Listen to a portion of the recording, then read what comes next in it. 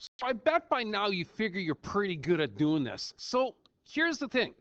I'm not going to give you any graph now. I'm just going to give you the information. Let's see how you process this information to develop a formula. So read the question. The question says, give me a possible equation of the rational function in expanded form. Now, when they talk possible equation, we're just going to let that a value equal to 1. So we're not going to have enough information to figure out the a value. We're just going to say a is 1, and then we're just going to give you a possible rational function.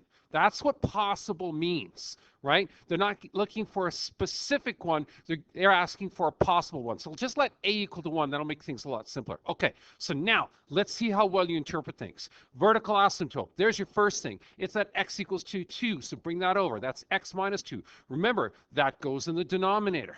Okay, the next thing. Right? Point of discontinuity. And remember, you don't really care about the y value. You care more about what the x value is. And what does that mean? Well, that means x equals to minus 2, which means x plus 2 is what we're looking for. And you have that in the numerator and the denominator because you know that that point is going to cancel out. And last but not least, an x-intercept. Remember, x-intercepts go in the numerator, and they're that wonderful little thing that we just put up here. And if it was like x equals to 1, we'd move it over and say x minus 1, and so on and so forth. But if you notice, this one says x equals to 0. So guess what? In the numerator, that just means put an extra x in there. Guess what? We're done. Watch how easy this is. Here is a possible equation. Y equals 2. There's my only numerator. That comes from the x-intercept. So we have an x. Okay, what else do we have? We have, of course, a vertical asymptote. So that's going to be our x minus 2. There it is. And we have that point of discontinuity, which is right here. Aha! So there's our x plus 2, which of course is going to be canceled, giving us our point of discontinuity. Now, they also said this has to be an expanded form. So you're going to expand this out. Well, this becomes real easy because all you have to do is the old mailman distribute there. You got x squared plus 2x on the top. There you go. And on the bottom, well, that looks like a difference of squares. So x squared minus 4. There you go. Done. Drop the calculator, walk out with your head up high and say, yo, I did it. I did it, man. I'm good. Okay, so let's go. Vertical asymptotes. X equals plus or minus 2. Well, wait a second. Again, vertical asymptotes means that it's going to be in the denominator. So if it's a vertical asymptote, x equals plus or minus 2, I bet you it was a difference of squares at one point. But at that point, then, you have to remember that you have an x minus 2 and an x plus 2. That's going to be in your denominator. There's no point of discontinuity. Yay! So we don't even care about that. You had another x-intercept to 0. Oh, this has got to be the easiest one of all time because you know and I know then you got y here equals to, there's our intercept of x, okay? So there's our x right there. And then our asymptotes on the bottom, x minus 2, x plus 2, and then expand that out. Real simple. You got an x here, and you have an x squared minus 4. There's your beautiful equation. And then going to C here, we got two more. We got C and a D coming up here. So yeah, oh yeah, look at that. We got a point of discontinuity again. So again, you only care about the x, right? And if you think about it, that means x equals to 2, which means bring it over. That's an x minus 2.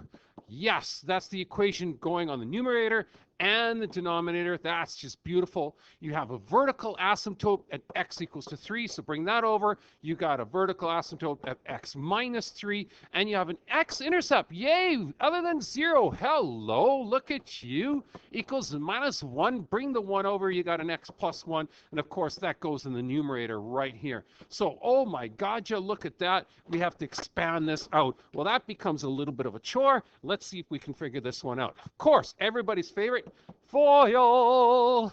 Yes, here we go. You got your x squared. Beautiful. You have your plus x minus 2x, so you end up with minus x, and the rest on the top is minus 2. Yay! And on the bottom, oh, look at this one. There's x squared again. You have a minus 3x and a minus 2x, giving you a minus 5x plus 6. There it is, all in its incredible beauty. Yes, that looks just awesome. Last question. Woohoo! Now, Vertical asymptotes. Oh, you have different looking vertical asymptotes here. That's kind of cute. X equals 2 minus 1. Bring it over so you got x plus 1. There you go. X equals 2. 2. Bring that over. You got an x minus 2 now. Beautiful. You have x-intercepts of 1 and 4. Isn't that interesting? So you have to realize that this, being a vertical asymptote, of course, part of the non-permissible values that has to go in our denominator, our x-intercepts, of course, go in the numerator. So you've got x equals to 1 here. Flip it over to the other side. You got x minus 1. Ooh, almost had a mistake there. X minus 1, and you have an x equals to 4 here. Bring it over. You have an x minus 4, and lo and behold, look at that. You have the numerator there and the denominator there. You're good to go. So this looks like x minus 1, x minus 4, all over x plus 1, and x minus 2. And again, if you notice, there's no a value here because, of course, we're just assuming that it's any kind of equation, some sort of random equation. When we put the a value in, that's our vertical stretch. We'll worry about that another time. So there's your x squared. This is going to give you a minus 4x and a minus x, which gives you minus 5x. And finally, the last is going to be minus 1 times minus 4 is plus 4. This is all going to be, oh, look at this one. We have an x squared. We have a minus 2x and an x. That's going to give us a minus x. And finally, last but not least, we have our minus 2. Look how fast and how efficient you are knowing how to do stuff like this if you know the previous podcasts. You know where everything goes. Who goes in the numerator? Who goes in the denominator?